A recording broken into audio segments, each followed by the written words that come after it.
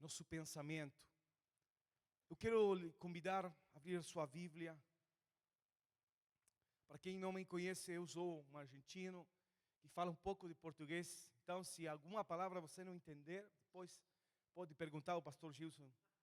Ele entende. Ele vai explicar. Segunda de Samuel, capítulo 6. Eu vou ler a nova versão internacional, muito mais fácil para mim.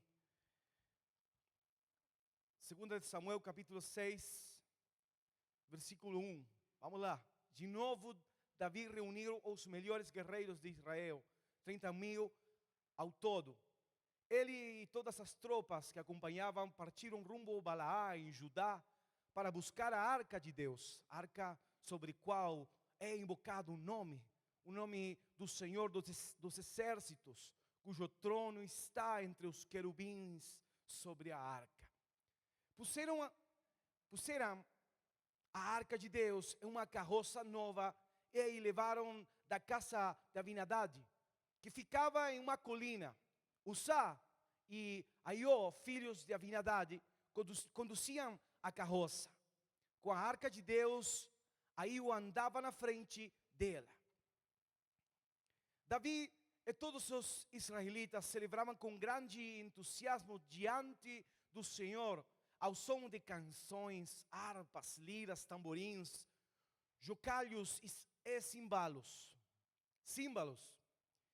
E quando chegaram à era de Nacom, Uzá esticou o braço e segurou a arca de Deus, porque os bois haviam tropeçado.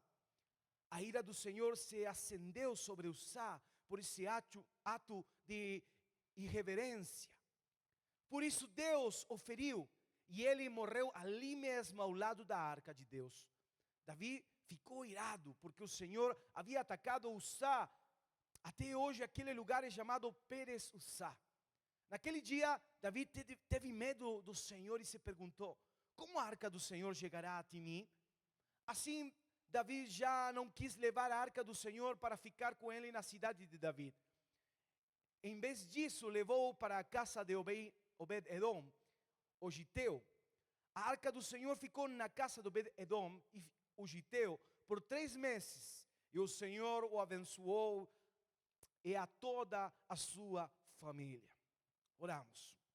Pai, nessa noite, queremos que você tem para nós, essa palavra de bênção, de edificação. Queremos a tua vontade em nossa vida.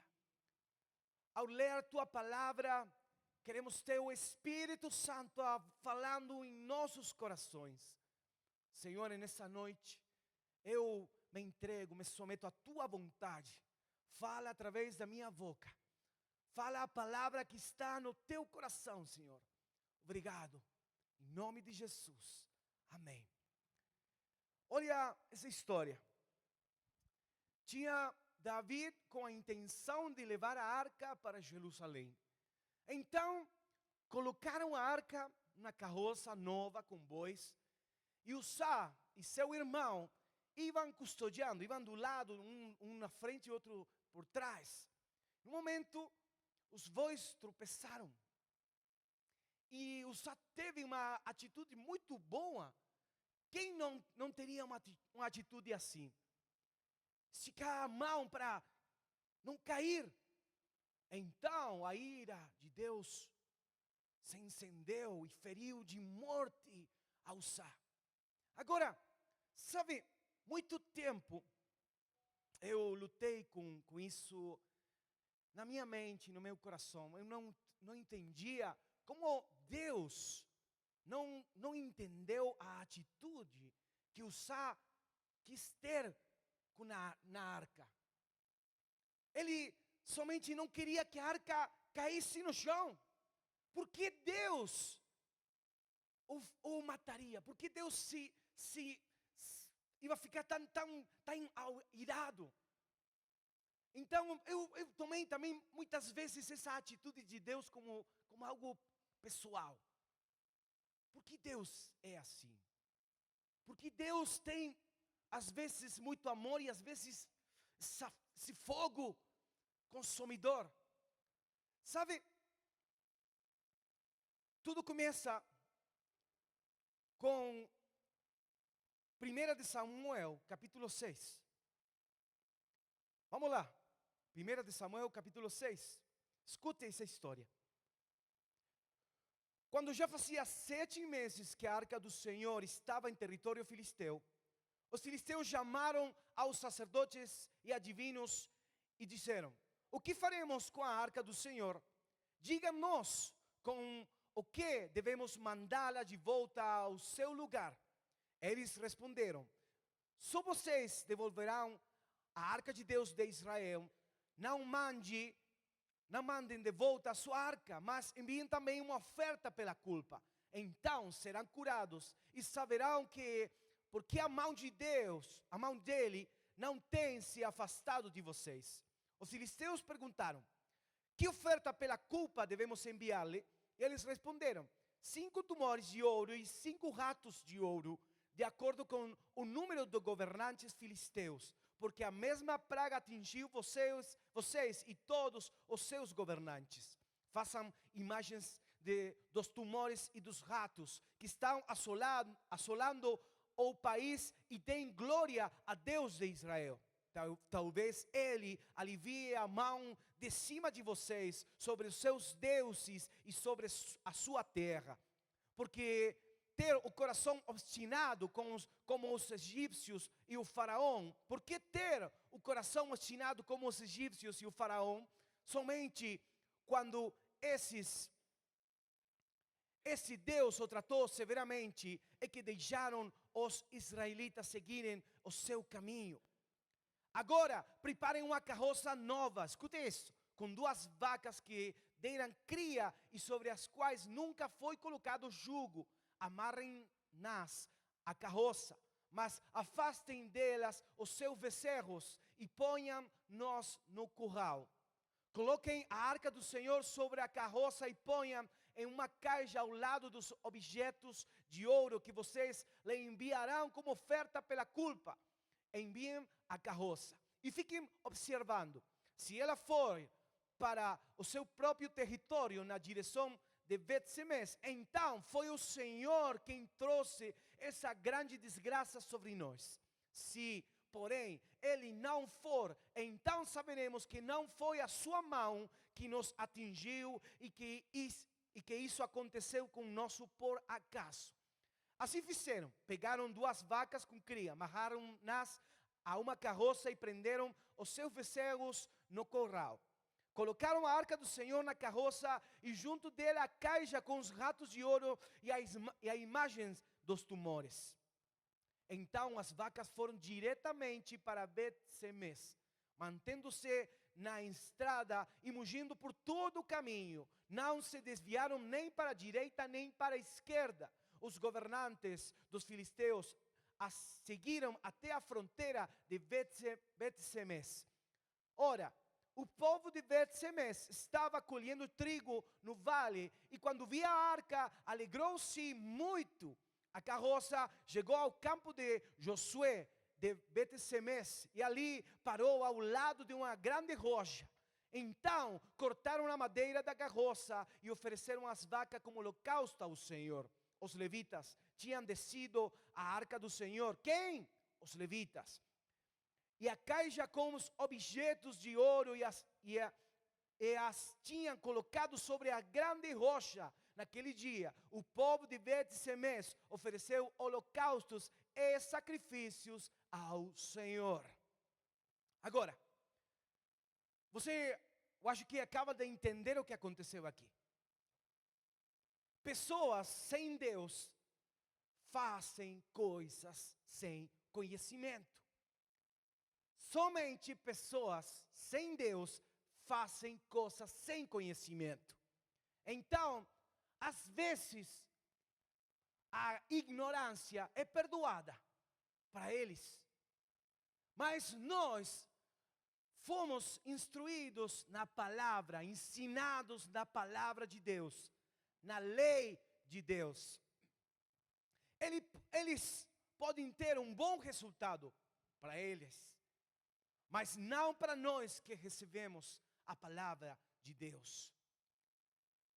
Agora, você acaba de escutar essa história. Os filisteus tinham a arca de Deus no seu território. E encontraram uma boa forma, uma boa ideia para mandar a arca de novo para o Israel.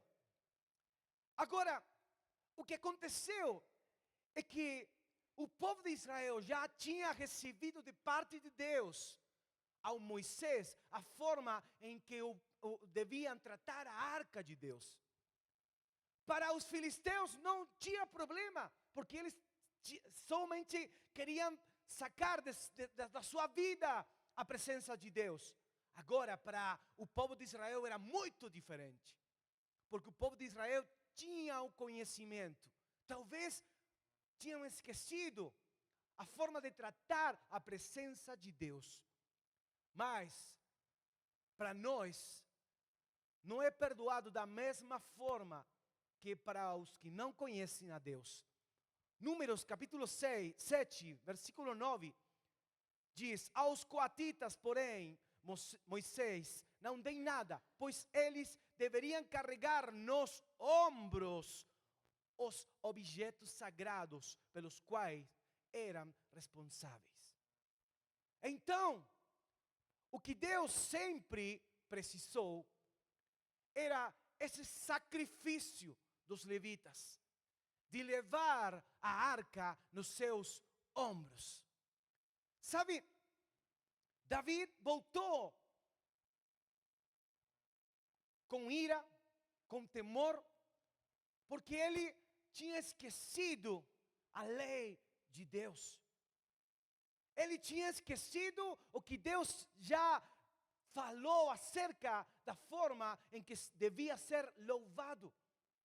Agora, sabe, muitas vezes nós cremos que nossa forma é a forma que Deus tem que aceitar.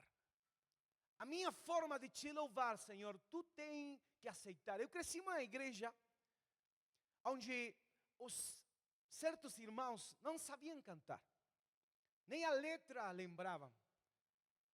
E quando era o tempo de oportunidade, vinham na frente: desculpa, irmão, eu não tive tempo de ensaiar música, mas é para a glória de Deus.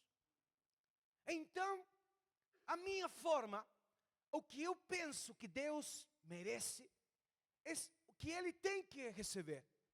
Não importa, Ele tem que receber o que eu creio que é para Ele.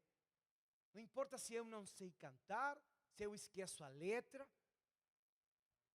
É para Deus. E não é nossa forma, não é o que eu penso, o que Deus merece. Sabe, Davi teve tempo talvez de ler, de pensar, de orar, de perguntar a Deus o que foi de errado, o que saiu mal. E vemos no livro de Crônicas, 1 de Crônicas, capítulo 15.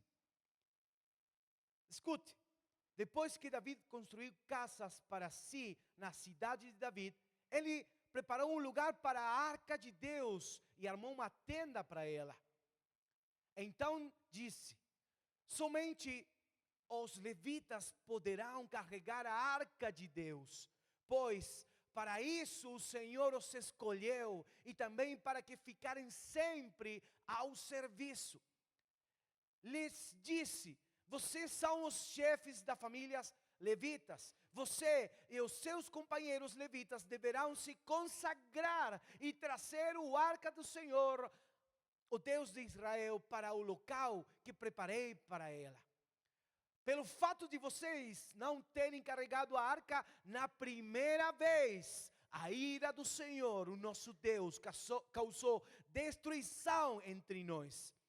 Nós não o tínhamos consultado sobre como proceder. Então, os sacerdotes e os levitas se consagraram para transportar a arca do Senhor, o Deus de Israel. Os levitas carregaram a arca de Deus, apoiando as varas da arca sobre os ombros, conforme Moisés tinha ordenado, de acordo com a palavra do Senhor. Agora sim, não é na tua forma, não é no teu jeito, não é como você pensa que Deus tem que ser louvado. Em primeiro lugar, os levitas se consagraram.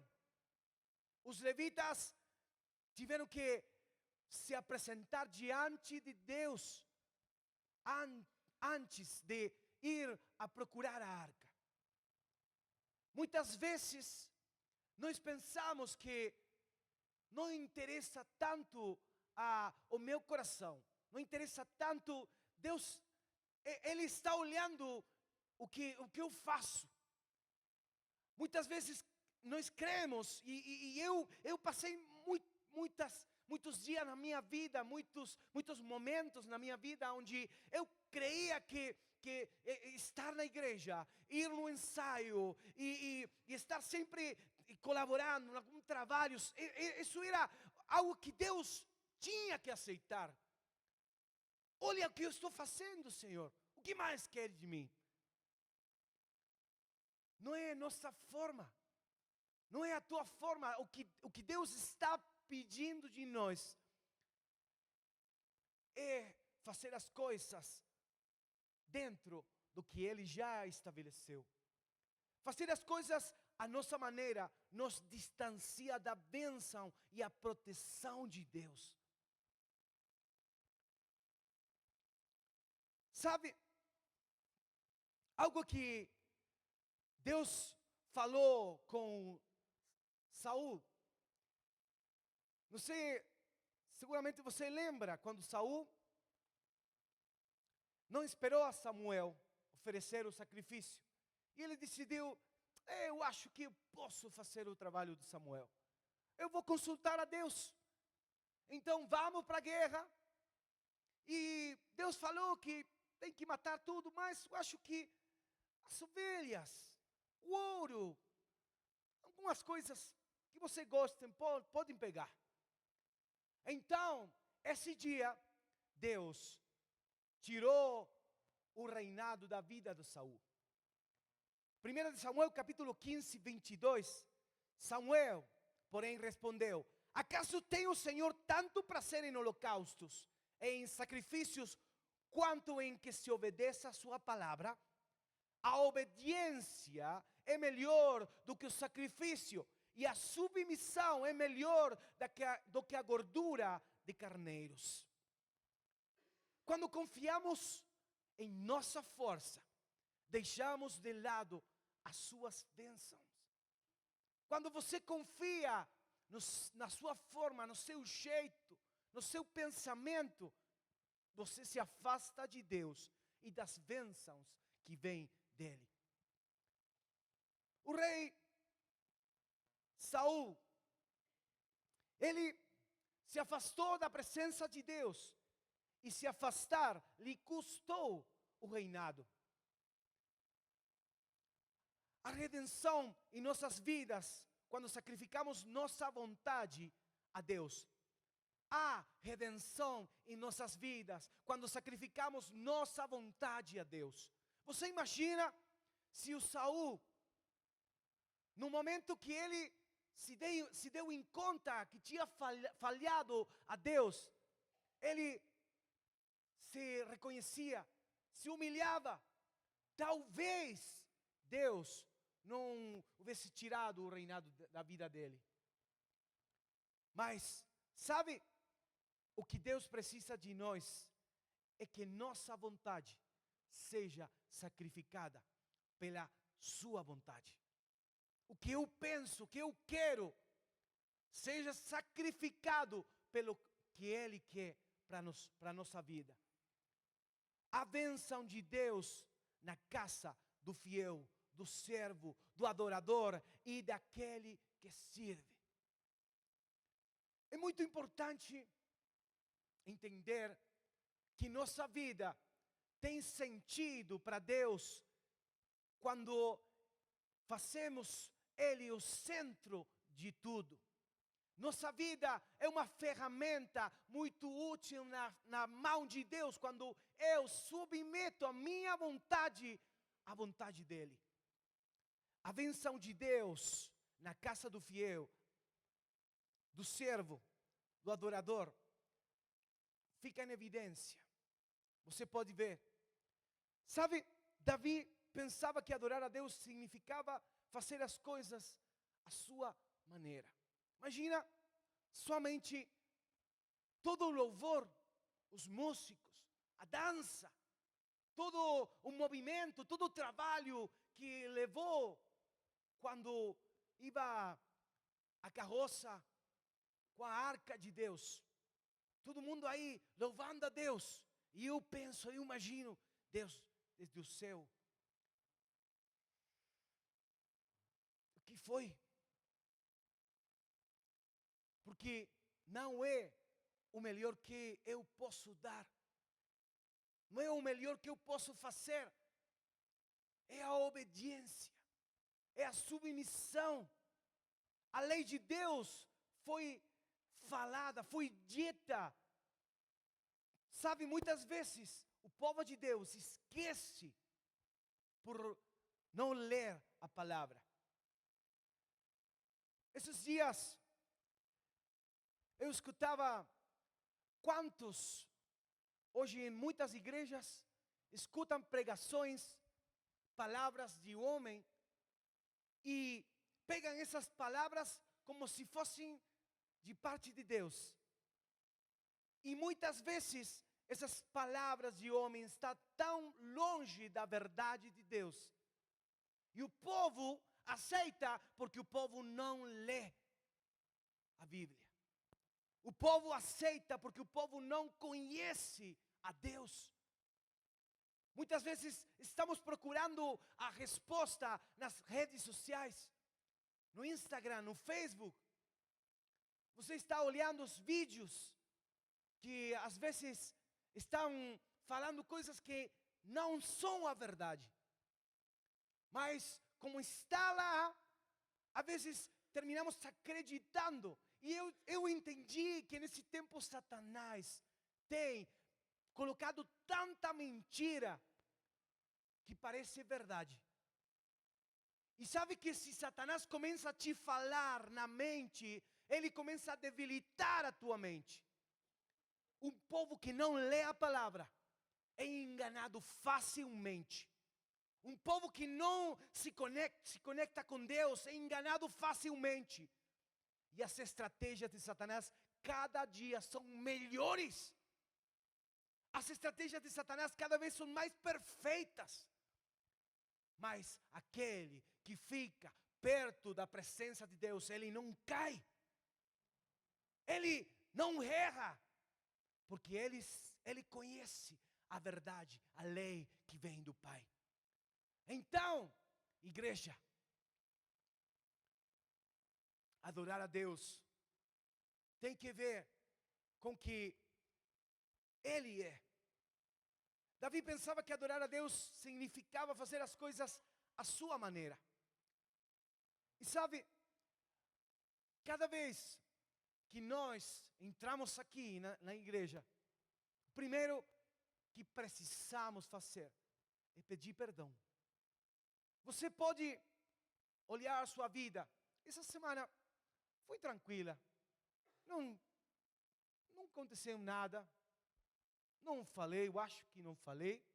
Eu acho que não pensei muitas coisas más, feias. Muitas vezes estamos assim, analisando a nossa vida. Pero quantas coisas que já tem sujado nosso coração, nossa vida. E uma coisa que o Davi falou para os levitas, e eles sabiam, o primeiro é santificar para se apresentar a Deus. Às vezes pensamos que todo o trabalho de fazer, descer a presença de Deus é do grupo do louvor. Então, às vezes lá embaixo, estamos em uma atitude, vamos ver o que acontece. se o grupo de louvor tem a unção para fazer descer a presença de Deus. Mas é você, meu irmão. Porque somente o louvor é o momento que a igreja se conecta com Deus. É o momento em que você dá a sua oferta, seu coração, sua vida. E se você não está limpo, santificado, em conexão com Deus, você pode cantar muito, você pode se deitar, levantar as mãos, mas somente toca o coração de Deus aquele que está santificado. Por isso, cada vez que você entrar na igreja, o primeiro que você tem que pedir para Ele: me perdoa, Senhor, me limpa, me santifica, me purifica. Eu quero te louvar, mas eu quero te agradar a ti, Senhor. Que você escute meu louvor e você olhe para mim com agrado. Porque louvar a Deus não tem que ver comigo. Louvar a Deus não tem não tem nada a ver com você. Louvar a Deus não tem nada a ver com o grupo do louvor.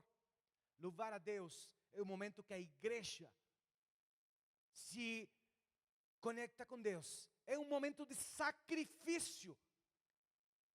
Já aqui não fazemos derramamento de sangue, mas você tem que se sacrificar, entregar sua vida, se entregar com todo o seu coração, porque louvar a Deus não tem nada a ver com o que eu penso, o que eu quero. Louvar a Deus tem que ver com que Ele merece o melhor de mim. Ele acreditava que Deus se esqueceria de tudo o que havia estabelecido anteriormente apenas por causa de boas intenções. Quem? Davi. Ele pensava: Deus se vai esquecer de tudo do que Ele já estabeleceu. Porque Ele tem que olhar a boa intenção que eu tenho. Eu quero levar a presença de Deus, a arca de Deus. Eu quero honrar, eu quero dar o melhor. Então, muitas vezes, pensamos que se eu tentar fazer o melhor, cantar o melhor, tocar o melhor, levantar as mãos, cantar alto, cantar forte, não importa como eu estou, Deus tem que aceitar isso. É suficiente. Eu estou dando o melhor. Mas o que Ele espera de nós é que entendamos a forma dele. O levita devia se santificar. O levita devia se apresentar diante de Deus em santidade. E temos olvidado dentro de nossas igrejas a importância de nos santificar antes de louvar a Deus. Não é somente o grupo de louvor, é todos. Todos. Porque a presença de Deus a provocamos todos aqui. Sabe, o momento de louvor é o único momento para Deus. Também a oferta, sim. Pero a palavra é para a igreja. A palavra é para nós. Mas o louvor é o momento que nós damos para Ele. Então, não podemos nos apresentar diante de Deus se não é em santidade. Não é nossa forma, se não é a música, a forma dele. Sabe, a música feita para o mundo não tem nada a ver com Ele. Não importa qual bonita seja a letra. A música que é feita para o mundo não tem nada a ver com Deus. E agora, sabe, tenho visto dentro de muitas igrejas, quando uma música é muito famosa, lá no mundo, trocamos a letra e vamos cantar para Deus. Vamos dar para Ele. Sabe, na pandemia, Eu contava isso para o pastor Gilson. Eu assisti um vídeo, talvez você assistiu também, de uma banda muito linda, uma cantante muito linda, uma voz muito boa, mas estavam louvando na transmissão internet. Então, chega um momento do solo da guitarra e o guitarrista faz um solo de uma música muito famosa no mundo, de Guns N' Roses. E ele me... E os outros músicos olharam para ele e começaram a dar risada. E a menina que estava cantando não entendia nada. Ela não entendia nada. Mas os músicos começaram a dar risada. No meio da transmissão. Agora imagina, meu Deus. O que tem na mente, na cabeça, no coração de um ministro de louvor que não respeita, que pensa que tudo vale, tudo para Deus, ele tem que se conformar. Na verdade, é que Deus não merece ser tratado assim. Ele não merece. Não merece muitas vezes, como dentro da igreja temos desprezado a sua glória, a sua presença. Ele não merece que nós esqueçamos o que Ele é. Não podemos viver as coisas que Ele tem para nós, se isso não mudar em nosso coração, em nossa mente. Sabe, as canções que abençoam e falam de nós, não são louvores a Ele. E aqui, meu Deus, eu acho que não vai me convidar mais, eu tenho que falar isso.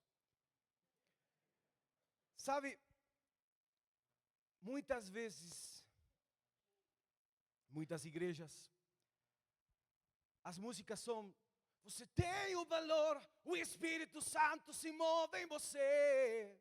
E aí você, meu irmão, aleluia! E isso não é para Deus. Muito linda a música, mas isso é para o irmão. Essa música é para o irmão. É para que o irmão saia da igreja com o coração cheio. Quando estiver frente ao mar. Isso não é para Deus. Isso é para o irmão. É para a igreja. É para que você se encha de fé. Somente as palavras que falam de Ele, o reconhecimento para Ele, esse é o verdadeiro louvor. Se deu em conta que muitas vezes dentro da igreja nós fazemos as coisas à nossa maneira. Quando você tem um momento de cantar uma música, vou louvar a Deus, e você canta, você vai sair à frente, você vai vencer. Isso é fazer as coisas à nossa maneira. O louvor a Deus é quando você fala somente de sua grandeza. Quando você fala somente do que Ele é. As outras músicas são muito importantes. Glória a Deus por cada música que tem te ministrado, tem te ajudado a sair adiante. Glória a Deus por cada música que sarou teu coração no momento mais difícil. Glória a Deus. Mas o louvor a Deus é algo totalmente diferente. O louvor a Deus é aquelas palavras que somente falam da sua grandeza, do seu poder, reconhecer o que Ele é. Minha vida sempre tem que estar,